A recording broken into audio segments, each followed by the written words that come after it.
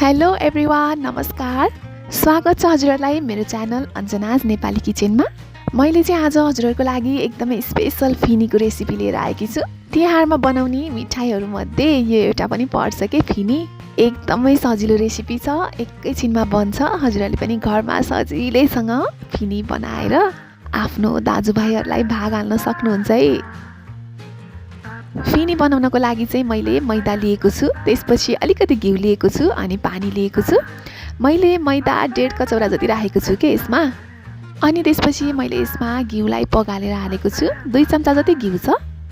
हुन त हजुरहरूले घिउको सट्टामा तेल पनि युज गर्न सक्नुहुन्छ है यसमा। अनि त्यसपछि यसलाई मजासँगले एकछिन माड्ने, घिउ सबैतिर पर्ने गरेर। अनि मजाले माडिसकेपछि अब यसमा मैले पानी राख्दैछु। पानी चाहिँ थोरै गर्दै राख्नुपर्छ, एकैचोटि धेरै राख्दाखेरि गिलो हुन सक्छ। त्यही भएर मैले पनि बिस्तारै बिस्तारै पानी राख्दै मुस्दैछु है। तिहारमा बनाउने मिठाईहरूमध्ये फिनी पनि एकदमै सजिलो रेसिपी हो।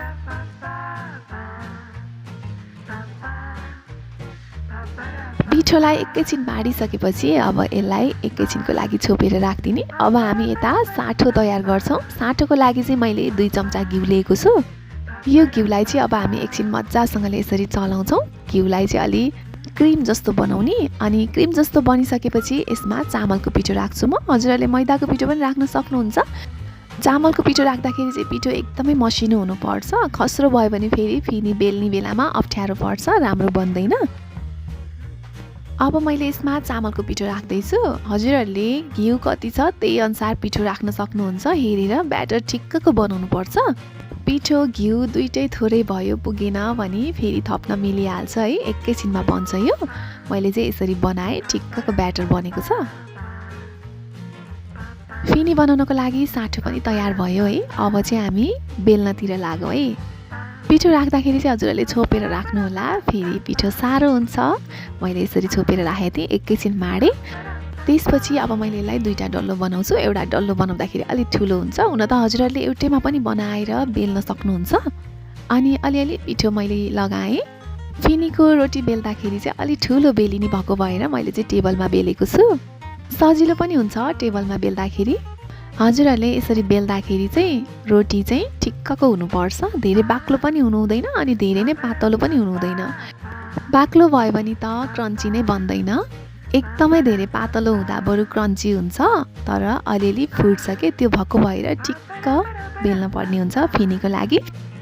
बेल्दाखेरि चाहिँ हजुरहरूले गोलो आकारमा बेल्दा पनि हुन्छ, यसरी लाम्चो आकारमा बेल्दा पनि हुन्छ। हजुरहरूलाई जस्तो सजिलो हुन्छ त्यसै गरी बेल्न सक्नुहुन्छ। त्यसपछि अब मैले यसमा साँठो लगाउँदैछु। साँठो लगाउँदाखेरि चाहिँ माथिदेखि तलसम्म मजासँगले लाउनुपर्छ।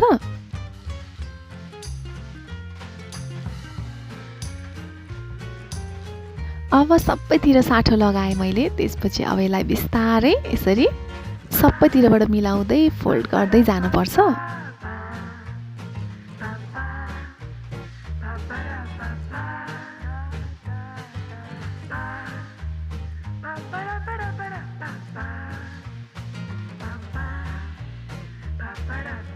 यसरी फोल्ड भइसकेपछि अब यसलाई बिस्तारै यसरी हातले एकैछिन यसरी मिलाउने, हातले सबैतिर बराबर परोस् भनेर। अनि त्यसपछि अब यसलाई कटिङ गर्न थाल्छौँ हामी। फिनीको कटिङ गर्दाखेरि चाहिँ छेउछेउको अलिकति बिग्रेको हुन्छ। फर्स्टमा मैले यो छेउछेउको काटेँ। अनि त्यसपछि यसरी अम्ला राखेर मैले चाहिँ नाप्दैछु, किनकि सबै एउटै साइज हुन्छ। त्यसरी गर्दाखेरि हजुरहरूले कत्रो साइज बनाउने त्यही अनुसार यसरी काट्न सक्नुहुन्छ है। अनि काटिसकेपछि यसरी छेउछेउको भागलाई चाहिँ यसरी थिचेर अनि मात्र बेल्न पर्छ। यसरी थिच्दाखेरि चाहिँ हजुरको फिनी एकदमै राम्रो बन्छ। अनि सबैलाई यसरी थिचिसकेपछि अब म यसलाई बेल्दैछु। यसरी बेल्दाखेरि चाहिँ हजुरहरूले थोरै तेल घिउ लगाएर बेल्दा पनि हुन्छ, अलिकति थोरै पिठो लगाएर बेल्नु भए पनि हुन्छ। यसरी बेलिसकेपछि अब फिनीलाई यसरी हामीले बिचमा थोरै कटिङ गर्छौँ। यो चाहिँ फिनीको डिजाइन नै यस्तै हुन्छ कि, त्यही भएर यसरी बिचमा काट्ने। हजुरहरूलाई अलि बढी काट्न मन छ भने अलि बढी काट्नु भए पनि हुन्छ है। मैले चाहिँ ठिक्क काटेको छु। मैले हजुरहरूलाई यहाँ 2टा फिनी बेलेर देखाइरहेको छु। एउटा छेउमा थिचेर बनाएको, अर्को चाहिँ नथिचिकन बनाएको। नथिचिकन बनाएको फिनी चाहिँ एकदम फुक्छ के दुईतिरबाट, अनि राम्रो देखिँदैन। त्यही भएर फिनी बनाउँदाखेरि चाहिँ हामीले काट्दाखेरि खुल्ला भएको भागमा चाहिँ थिचेर बनायो भने चाहिँ एकदमै राम्रो बन्छ। हुन त यसरी छेउछेउमा नथिचिकन बनाएको पनि राम्रै बन्छ फिनी, तर थिचेर बनाउँदाखेरि चाहिँ अझै राम्रो बन्छ। अनि हजुरहरूले फिनी बनाउँदाखेरि अर्को एउटा ध्यान दिनुपर्ने कुरा भनेको चाहिँ आगो एकदमै सानो हुनुपर्छ। आगो ठुलो भयो भने तेल धेरै तात्तिन्छ एकैछिनमा अनि हाल्ने बित्तिकै रातो भइहाल्छ। त्यो भएको भएर हामीले फिनी बनाउँदाखेरि चाहिँ आगो एकदमै सानो बनाउने, तेल धेरै तात्तिएको हुनु हुँदैन। अनि यो फिनी हाल्दाखेरि चाहिँ हजुरहरूले एकदमै केयर गरेर चलाउनुपर्छ बिस्तारै। यो फेरि एकदमै क्रन्ची हुन्छ अनि भाँचिन्छ, त्यो भएको भएर बिस्तारै हामीले चलाएर फर्काउनुपर्छ अनि त्यसपछि झिक्नुपर्छ।